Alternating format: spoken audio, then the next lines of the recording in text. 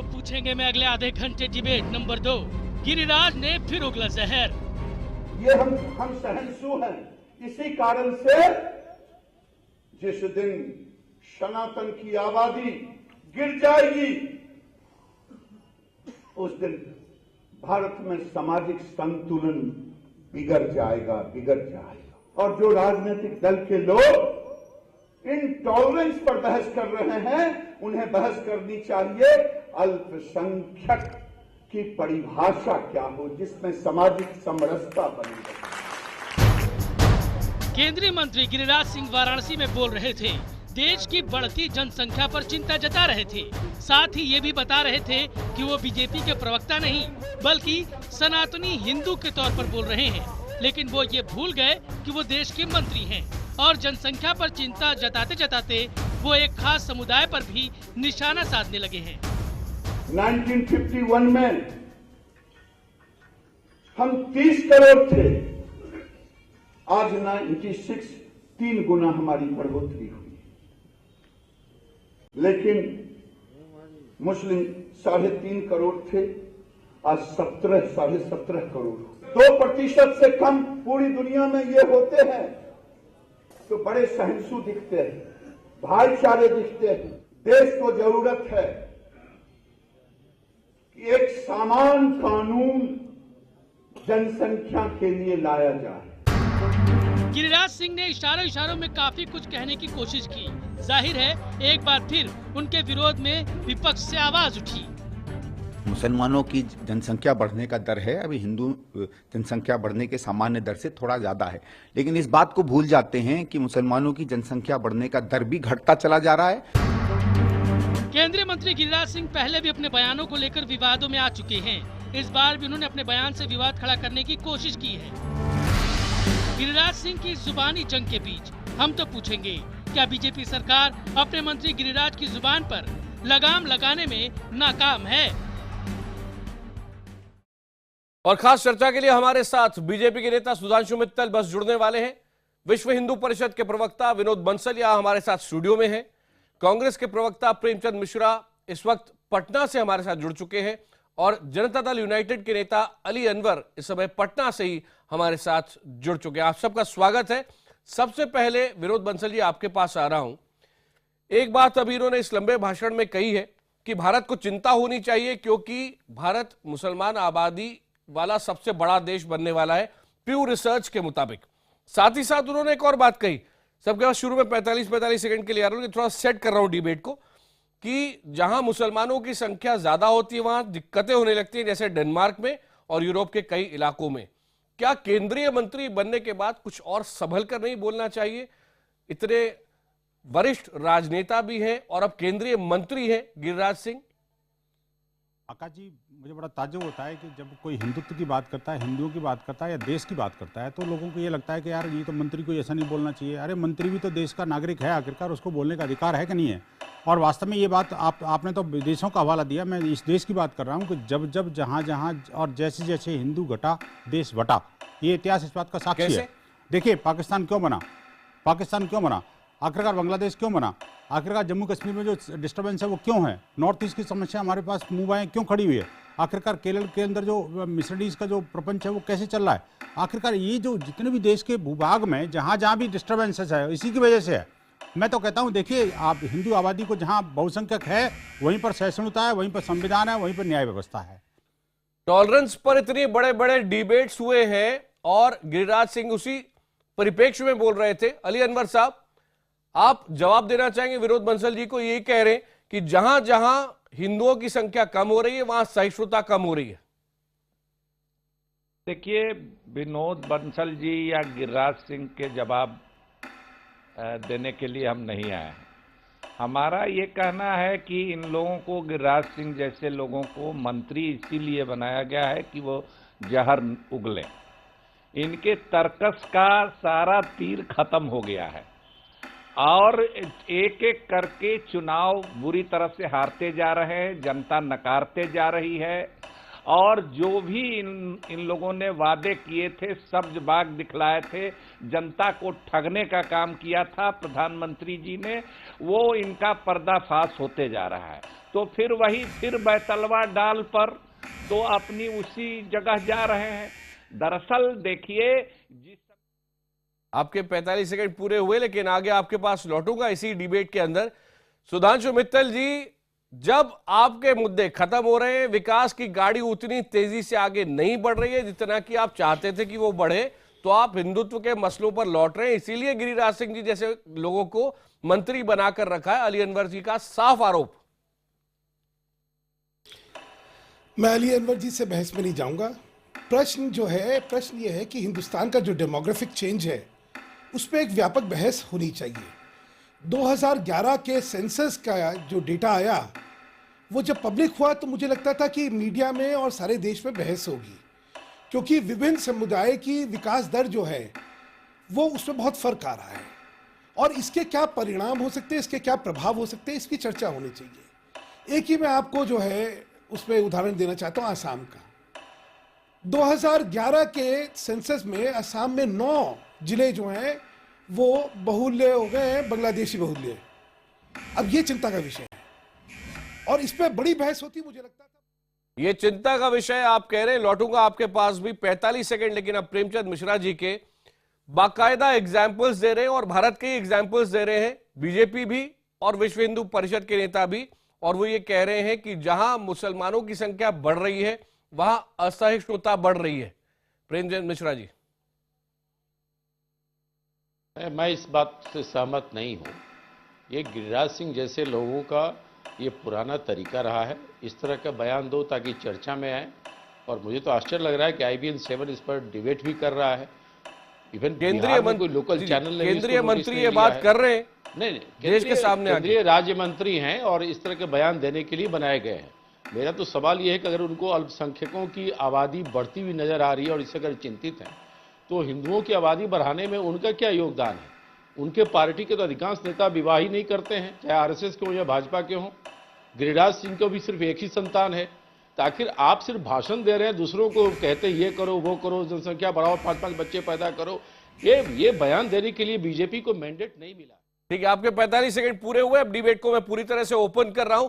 आप जो बोल रहे थे उसी पर विनोद बंसल जी कमेंट करना चाह रहे हैं। विनोद जी।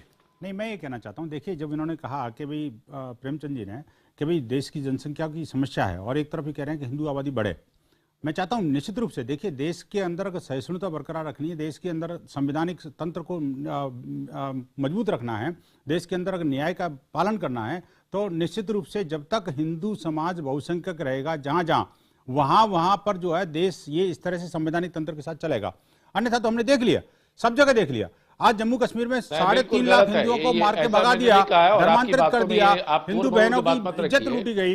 क्यों? ये कहना कि हिंदू रहेगा तो ये होगा और मुसलमान रहेगा तो ये होगा, ये बिल्कुल एक कॉमनल सोच है। नहीं, प्रेमचंद जी मुझे बताइए, ये तथ्यों को नकार सकते हैं क्या? इक्वालिटी और इक्वल अपॉर्चुनिटी सबको मिला हुआ है। देखिए, मैं आपकी बात को काट नहीं रहा, लेकिन मुझे ये बताइए आखिरकार पाकिस्तान क्यों बना?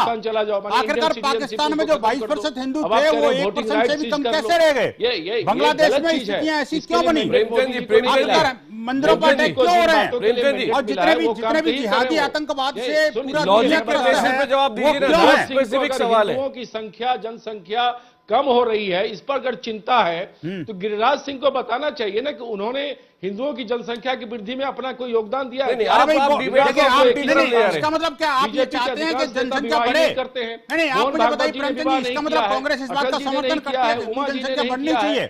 मुझे अगर आप हाँ कर देते ठीक है, कोई बात नहीं, उसका भी निदान हो सकता है। लेकिन अगर बढ़ेगा, बढ़ने की बात करते हैं तो भी तकलीफ होती है, अगर कम होने की बात करते हैं तो भी तकलीफ होती है। मुझे तो समझ में नहीं आ रहा कि आखिरकार ये कांग्रेस चाहती क्या है?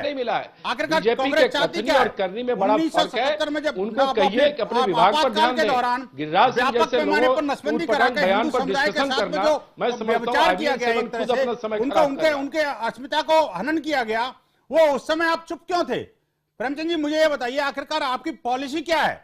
आखिरकार हिंदुओं की जनसंख्या, हम चुप नहीं रहे हैं, हम जनता के अधिकारों को लेकर हमेशा खड़े हुए हैं। को मानते हैं कि नहीं मानते? जब जो है ना ये सांप्रदायिक आधार पे बांट कर राजनीतिक रोटी सेकने का काम कांग्रेस का नहीं है, यह आप लोग करते हैं। और आपको अब आपको ऐसे हथकंडा में कोई लाभ मिल नहीं रहा है, तो आप फिर से मुझे हिंदू अपना एजेंडा बता पर दीजिए लौट कि रहे आप हैं। स्वयं ये रह बंद पाएंगे करिए किसी सब ऐसे स्थान पर बातें। जहां डेवलपमेंट की मुस्लिम बात बहुल करते क्षेत्र है। हैं और समाज को आप तोड़ने का काम स्वयं नहीं रह करते हैं, सकते। ये दोनों चीजें नहीं चलेंगी। नहीं, आप कैसी? डेवलपमेंट की बात करते हैं तो डेवलपमेंट ओरिएंटेड प्रोग्राम लेके आइए। अरे, ये समाज को बांटने से डेवलपमेंट डेवलपमेंट की नहीं हो बात नहीं सकता। है, बात किसी ये भी भी है कि सोसाइटी जब तक का हिंदू जब तक रहेगा, विकास नहीं होगा, जब तक हिंदू जब तक बहुसंख्यक सोसाइटी में रहेगा, पीस तभी नहीं उस होगी। क्षेत्र का डेवलपमेंट समाज भी में होगा। समानता ये लाइए। डेवलपमेंट ये को भाई लिए हिंड्रेंस बंधु और है, समाज बहुत बड़ा बांटना, हिंड्रेंस। ये सब जब करके हिंदू नहीं, आबादी लेकिन कम सुधांशु जी, होगी, सुधांशु जी, एक मिनट आप दोनों को थोड़ा रोक रहे हैं। अली अनवर साहब भी हमारे साथ हैं। सुधांशु जी, क्लियरली ऐसा बोलना तो सही नहीं है कि जितने भी हिंदू हैं वो महान है, बहुत बढ़िया है, और जो मुसलमान जब भी आएंगे तो वहां विकास ही नहीं होगा। ये बोलना तो थोड़ा गलत ही हो जाएगा। गलत नहीं है, ये तो फैक्ट है आका जी, मैं नहीं बोल रहा। ये तो ये तथ्य कह रहे हैं, आंकड़े कह रहे हैं, और देश की वस्तुस्थिति कह रही है। सुधांशु जी, आकाश जी, मुझे लगता है गलत आकाश जी, मुझे लगता है गलत विषय पे बहस हो रही है। जैसे मैंने आपसे पहले कहा कि स्पेसिफिक एग्जांपल लीजिए कोई। चेंज आ रहा है, मैंने आपको आसाम को बतलाया। आसाम के अंदर जो है पहले 6 जिले थे जो बांग्लादेशी मुस्लिम बहुल्य थे, आज वो 6 जिले 9 जिले हो गए हैं। जो प्रोपोर्शन ऑफ ग्रोथ वहां पे है पॉपुलेशन का, एक विशेष वर्ग का, वो अलार्मिंग है। और उससे वहां की डेमोग्राफी चेंज हुई, वहां की पॉलिटी, सुनिए बता रहा हूं ना मैं, वही उससे वहां की डेमोग्राफी चेंज हुई, वहां की पॉलिटी चेंज हो रही है, वहां की सारी administrative and social structure change हो रहा है। तो ये स्वाभाविक चेंज है या अस्वाभाविक चेंज है? वहां पे एक बहुत तो बड़ा आप क्या कह रहे हैं कि क्या सोची समझी सोच के जरिए ज्यादा बच्चे पैदा किए जा रहे हैं, आप ये कह रहे हैं? मैं नहीं, मैंने तो बिल्कुल ही नहीं कहा। मैंने आपसे क्या कहा? तो मैंने आपसे ये कहा कि ये विषय, सुनिए ना, एक सेकंड आकाश जी, जी जी, ये विषय इतना गंभीर विषय है कि मुझे लगता था कि इस विषय पे व्यापक चर्चा होगी, बहस होगी, और क्या होना चाहिए क्या नहीं होना चाहिए इसका देश भर जो है इस पे जो है बातचीत करेगा।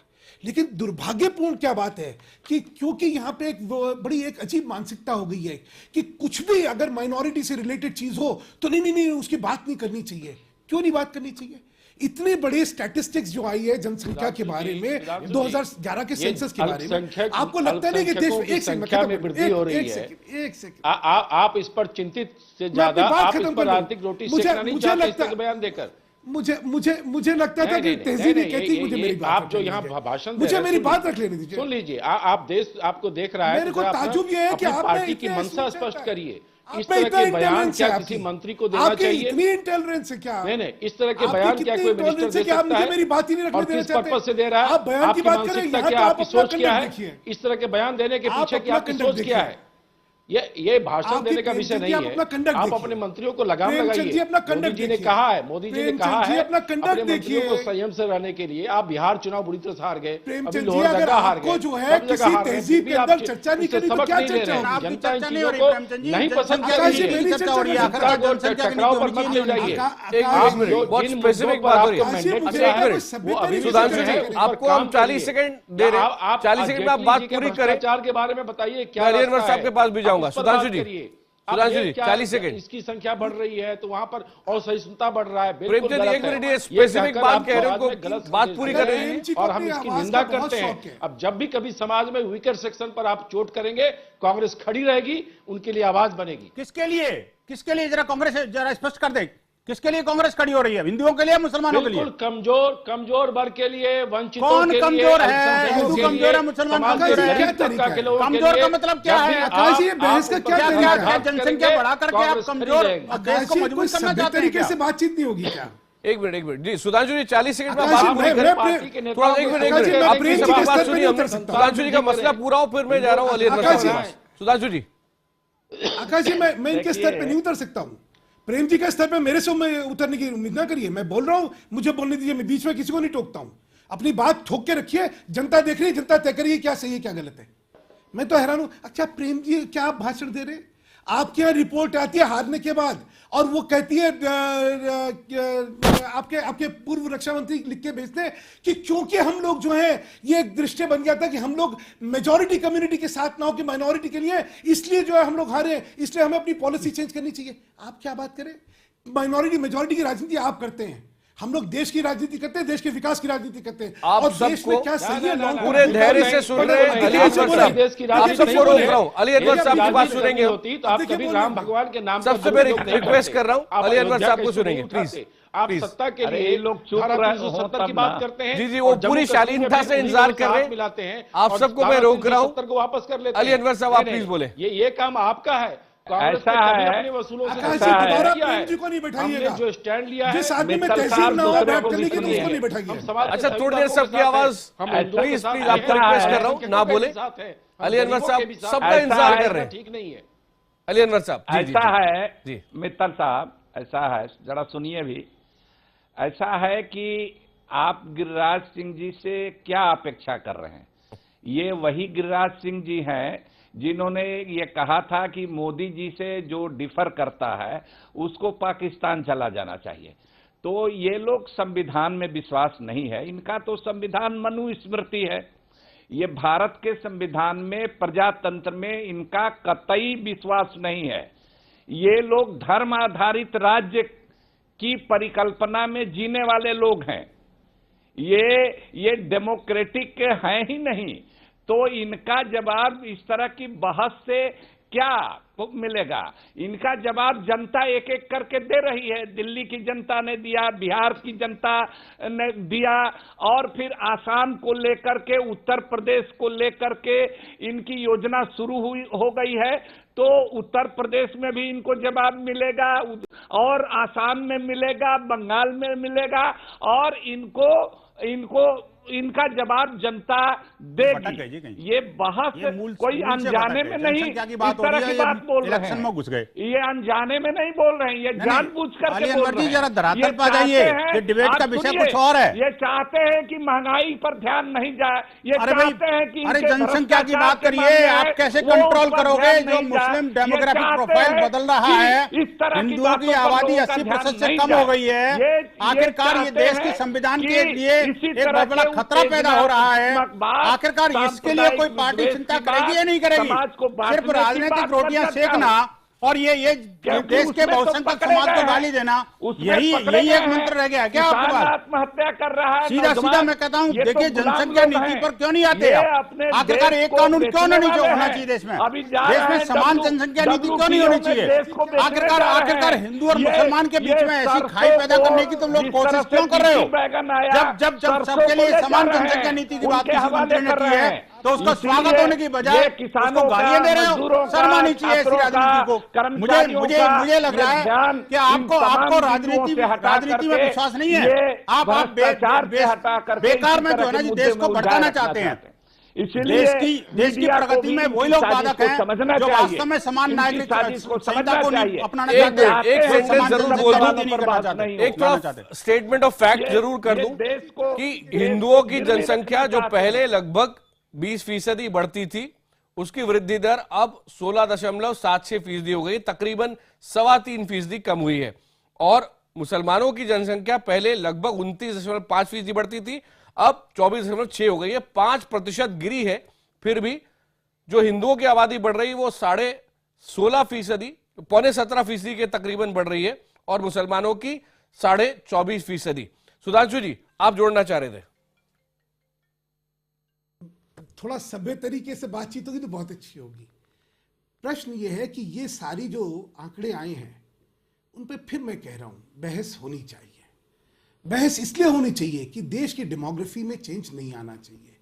मिस एप्रीहेंशंस अगर इन चीजों के हो गई तो यहां का सामाजिक माहौल खराब होता है।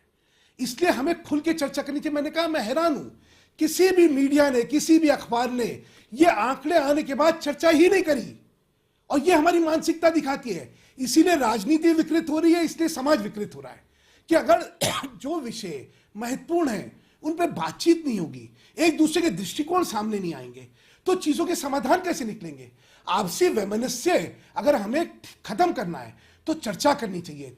संवाद और चर्चा, उन्हीं से चीजों के बारे में जानकारी भी निकलती है और परिप्रेक्ष्य भी समझ आता है। मैं फिर कहना चाहता हूं, आसाम एक बहुत गंभीर विषय है। 9 डिस्ट्रिक्ट्स वहां पे जो है वो बांग्लादेशी बहुल्य मुसलमान बांग्लादेशी चुनाव बेचैन कर रहा है। मैं खत्म कर लूं, आप तहजीब तो रखिए थोड़ी सी, आप थोड़ी तो तमीज रखिए ना।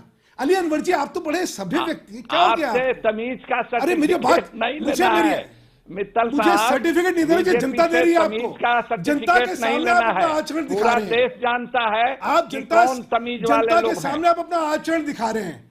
आप इतने निम्न स्तर पे इस चुनाव इस पूरा चर्चा को ले देश जाना ने चाह रहे हैं देख कि लिया इतनी है। सभ्यता भी नहीं रख रहे आप लोगों कि का मैं बोल आचरण। रहा हूं, मुझे बोलने दीजिए। उसके बाद आपने जब बोला, मैंने एक शब्द बोला, क्या थोड़ी तहजीब रख लीजिए, बहुत अच्छा रहेगा। मेरा सिर्फ ये कहना है, ये गंभीर विषय है और इसकी गंभीरता को गंभीर चर्चा में लाइए, लफाजी ना करवाइए।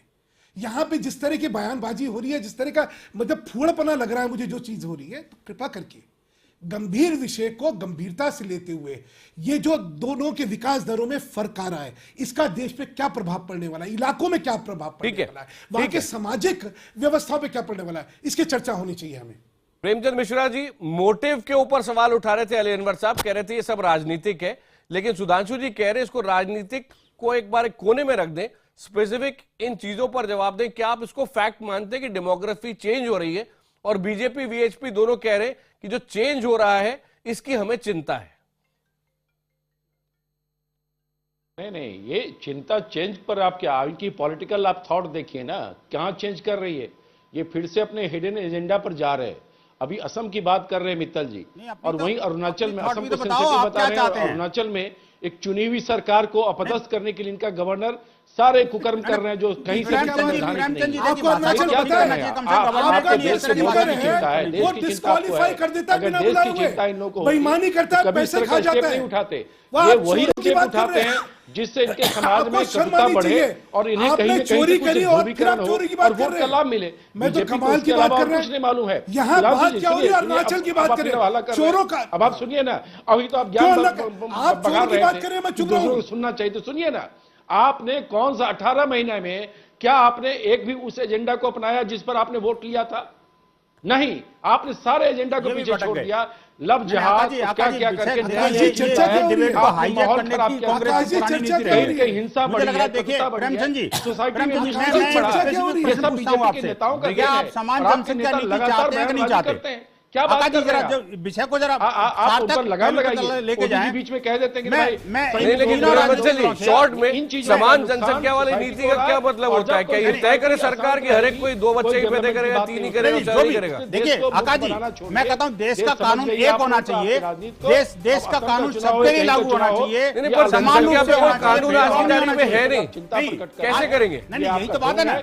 अभी देखिए, अभी आप यही चाहते हैं कि सरकार तय करे कि 3 ही बच्चे करें या 2 करें या एक ही करें, चीज देंगे। मुझे बताइए, देखिए एक तरफ तो जनसंख्या प्रतिशत 16% है, दूसरी तरफ जो 25% है, और दूसरी एक हिंदुओं की जनसंख्या दुनिया के देश के इतिहास में पहली बार 80% से कम हुई है। देखिए, मुसलमानों के बीच लिटरेसी बढ़ी, लोगों ने ज्यादा पढ़ाई की, उसके बाद 5% की कमी हिंदुओं से ज्यादा की, जो कि पहले ज्यादा थी, उसकी हुई है।